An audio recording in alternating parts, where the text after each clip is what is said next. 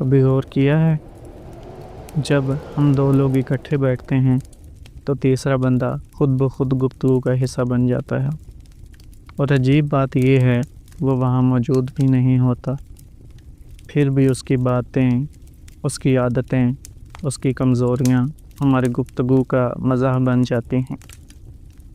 ہم کہتے ہیں یار اس کی وہ عادت دیکھی ہے، وہ بڑا عجیب بندہ ہے، اس کی باتوں پہ تو ہنسی آتی ہے، اور ہم ہنستے ہیں۔ ہمیں لگتا ہے یہ صرف ہنسی مذاق ہے، صرف وقت گزارنے کا طریقہ ہے، صرف چسکا ہے۔ لیکن کبھی یہ سوچا، اگر یہی باتیں کوئی ہمارے بارے میں کر رہا ہو، اگر ہمیں پتہ چلے کہ لوگ ہماری پیٹھ پیچھے ہماری کمزوریوں کو مزاح بنا رہے ہیں، تو دل پہ کیا گزرے گی؟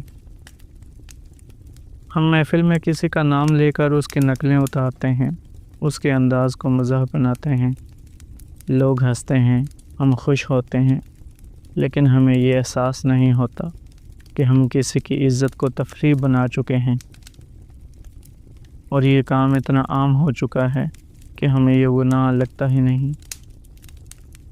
قرآن حکیم میں غیبت کو مردہ بھائی کا گوشت کھانے سے تشبیہ دی گئی ہے۔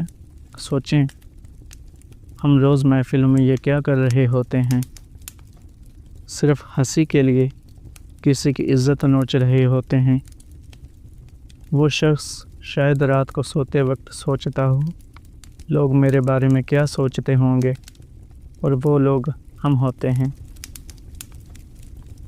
اگلی بار جب آپ دو لوگ بیٹھیں اور تیسرا موضوع بننے لگے تو خود کو روک لیجیے، کیونکہ محفل کی ہنسی چند لمحوں کی ہوتی ہے، لیکن کسی کے دل کا زخم بہت دیر تک رہتا ہے۔ اور یاد رکھیں، ہم جو الفاظ بولتے ہیں وہ ہوا میں نہیں جاتے، کسی کے دل تک پہنچتے ہیں۔